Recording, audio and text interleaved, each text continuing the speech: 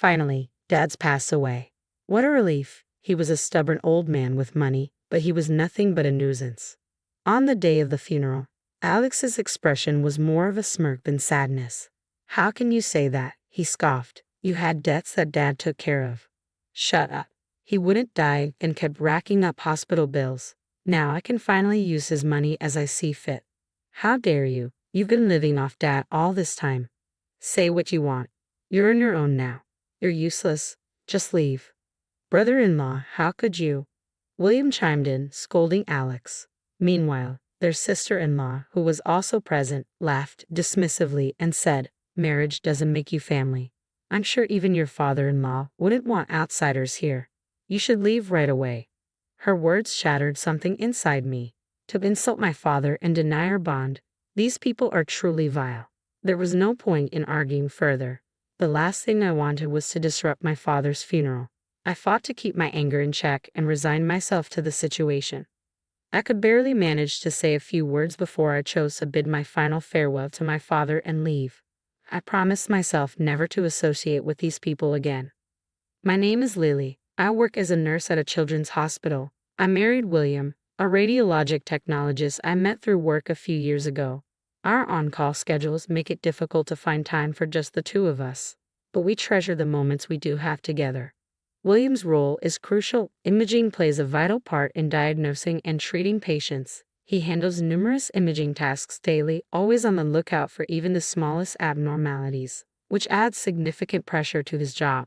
Despite the demands of his work, I deeply respect William for his dedication. He often tells me how much he admires my commitment to communicating with patients and their families, even with my hectic schedule. Once upon a time, I could hardly imagine that I would become a source of help for others or that such joyful days would ever be in my future. My father worked for a major trading company and was often stationed abroad, leaving my mother, Alex, and me to manage on our own. In that environment, my mother and Alex treated me more like a servant than a family member.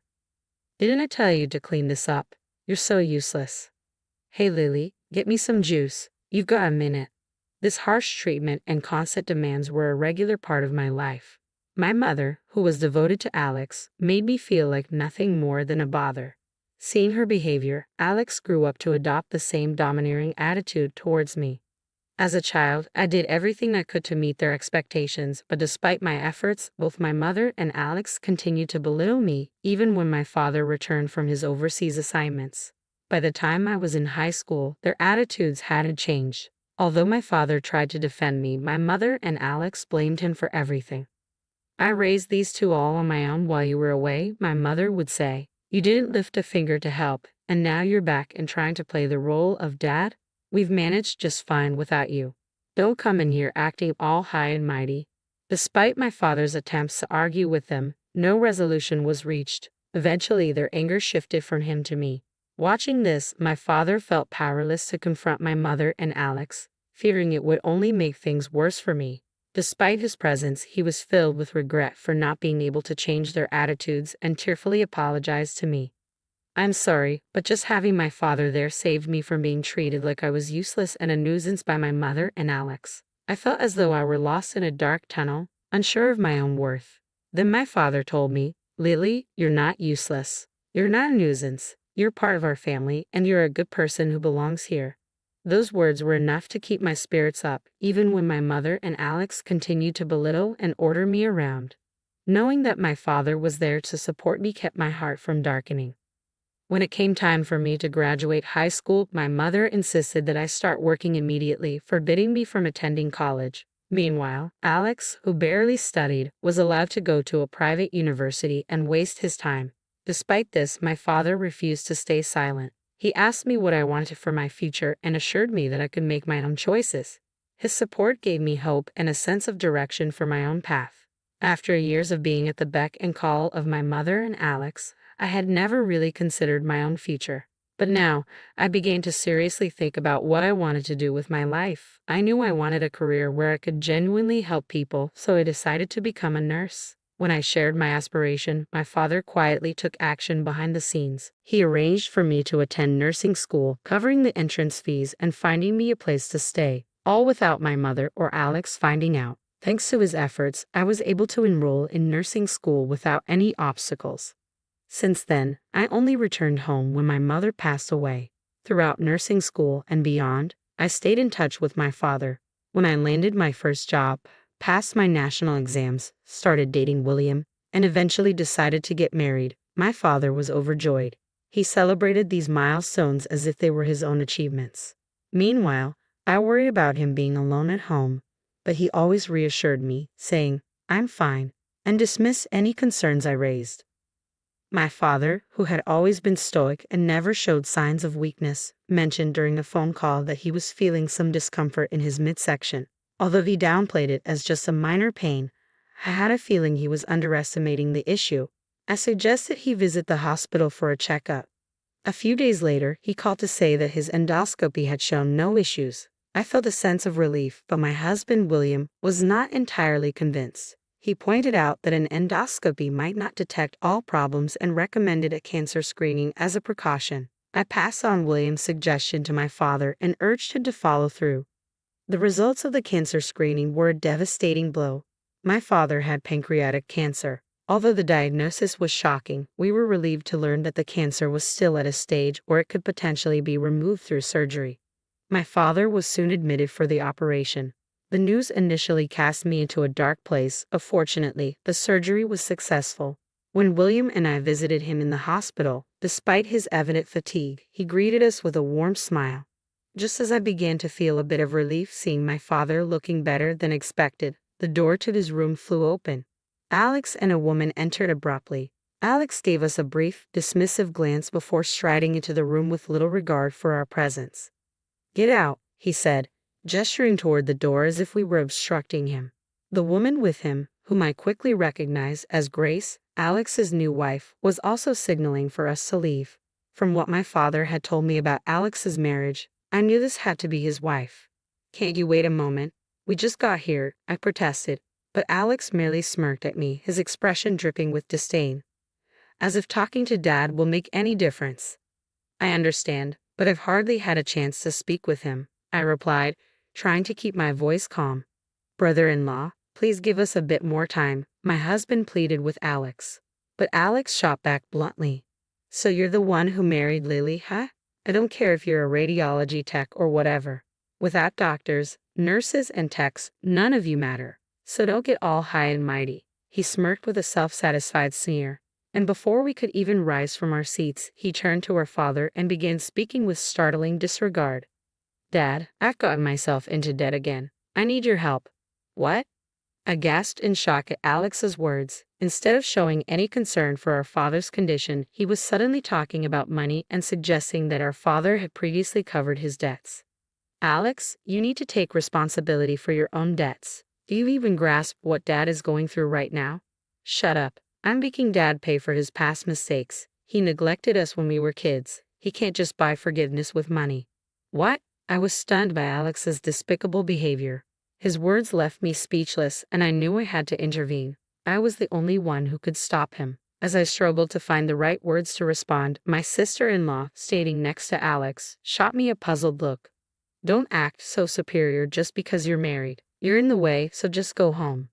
I couldn't hold back any longer and snapped at my sister-in-law's words. "That's enough," I shouted, forgetting that we were in a hospital room. "Lily, stop," William quickly intervened, and I was momentarily taken aback. My father then quietly said, "Lily, you should go home for today," offering us a weak smile. "Thank you for coming. You can visit again another day." At my father's words, Alex and his wife looked smug and victorious. I felt a gnawing unease about leaving my father alone with them. Despite feeling guilty for my outbursts in the hospital room, I knew I couldn't continue the argument and reluctantly left. Over the next few days, I anxiously worried about my father and the tension between him and Alex. Then one day, my father developed complications. The shock of his deteriorating condition was immense. His physical and mental strength waned as he struggled to eat properly, and despite the attending physician's best efforts, he passed away a few weeks later. The grief was overwhelming, but I had no time to dwell on it. Alex and his wife were entirely unhelpful, so William and I had to handle all the funeral arrangements ourselves. On the day of the funeral, as I greeted the attendees and waited for the service to begin, Alex displayed an appalling lack of respect for the occasion. He grinned broadly and said, "I'm so relieved Dad is finally gone. He was so stubborn and only cared about money. What a nuisance." "What?" I was stunned. "Dad took on your debts and you're still speaking ill of him." "Shut up," Alex snapped. "His medical bills were overwhelming, and now I can finally access his money as I see fit." "How can you be so callous?" I demanded. "After everything Dad did for you, you still criticize him. Say what you want, but no one's on your side anymore. Just get lost." I couldn't believe my own brother-in-law's behavior. Even as William stood up for me, our sister-in-law smirked and waved us away. "Being married into the family doesn't make you a real part of it. I'm sure even your father-in-law wouldn't want outsiders hanging around. Just go home." Her words were a breaking point for me. To disrespect my father and dismiss my connection to this family was beyond contempt. I knew arguing would only mar Dad's funeral, so I swallowed my rage. "Fine," I said, struggling to keep my voice steady. I forced myself to leave, unable to give my final farewell to Dad. I vowed never to deal with these people again. However, the next day, my phone was bombarded with calls from Alex and his wife. I had a strong suspicion about what they wanted, but I chose to ignore them. I figured if I kept avoiding them, they would eventually give up. But Alex proved me wrong. He hired a detective to track me down and showed up at my apartment. "Why aren't you answering your phone?" he demanded as soon as he saw me. "We've been trying to reach you for ages. Come out here. Do you have any idea how much trouble we went through to find you?" As soon as they saw me, they began venting their frustration, bombarding me with their grievances before I could even respond. "Is that lawyer telling the truth? That all of Dad's inheritance goes to you? That can't be right, can it? We're siblings, so the inheritance should be divided equally. Besides, you're the younger one, so you should get less." When I didn't respond, Alex's anger flared. "Say something." It was ironic that they were the ones cutting me off when they hadn't given me a chance to speak. "What the lawyer said is true. I was just as shocked when I found out." "No way. So you're saying you get all of that $10 million? I'm not going to accept that." "Whether you accept it or not doesn't change anything, Alex.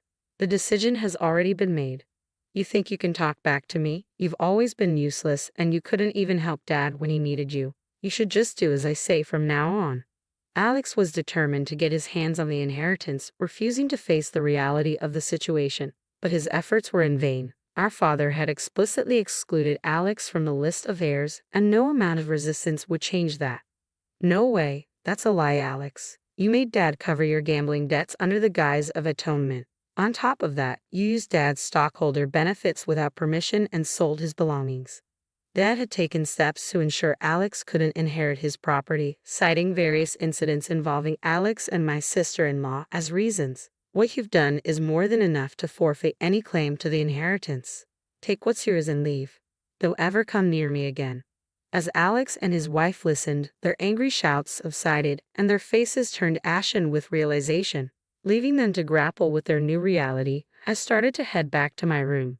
My sister-in-law's voice, strained and desperate, cut through the silence. "Wait, please, share the inheritance with us."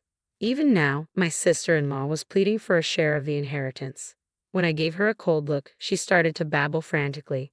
"We didn't even need to be asked. We assumed we'd get Dad's inheritance, so we bought a condominium in the Highlands. We borrowed money from a risky lender, thinking we could pay it back quickly. If we don't settle it soon, the interest will be unbearable. Please share some of the inheritance with us." It turned out that Alex and his wife had not only purchased the condominium but had also indulged in a lavish lifestyle after Dad's passing, gambling more than usual and splurging on designer clothes. "That's not my problem," I replied flatly. Alex, clearly in panic, shouted, "You've always followed my orders before. You should just do as I say now." "When did this happen?" I snapped back at Alex. "I've built a life where I'm respected and contribute to society. I'm not the person I was back then. Don't think you can manipulate me forever." As my voice rose to match his, Alex collapsed to his knees and clung to me, sobbing. "Alex is asking for family support. You should help him," my sister-in-law chimed in, raising her voice as well. I retorted sharply, "You called me a stranger, insulted Dad, and dismissed our relationship. I have no obligation to help you anymore." "What? How dare you?" she fumed. "If you don't leave, I'll call the police. Are you okay with that?" At the mention of the word police, Alex and his wife bolted as if in panic. At the memorial service that followed, I encountered relatives who were still fuming over Alex's behavior. They recounted how Alex and his wife had botched Dad's funeral with their disorganized speeches and lack of decorum, leaving everyone in shock. After a lawyer informed Alex he had no claim to the inheritance, he had tried to track me down through our relatives. When they refused to reveal my whereabouts, he resorted to hiring a detective. When that failed, Alex ended up begging relatives for money, but they turned him down flatly. With no other options, Alex and his wife had to flee with nothing but the clothes on their backs to escape their creditors. Months later, it seems they're still caught in a cycle of evasion, perpetually on the run from their debtors. I can only imagine how weary his wife must be of this life, but she likely can't leave him and they must be constantly at odds. Meanwhile, William and I, unable to attend my father's funeral, make a point of visiting his grave once a month. Thanks to my father's support, I've become a nurse and found the love of my life through my career. I intend to honor his memory every day by giving my best in all that I do.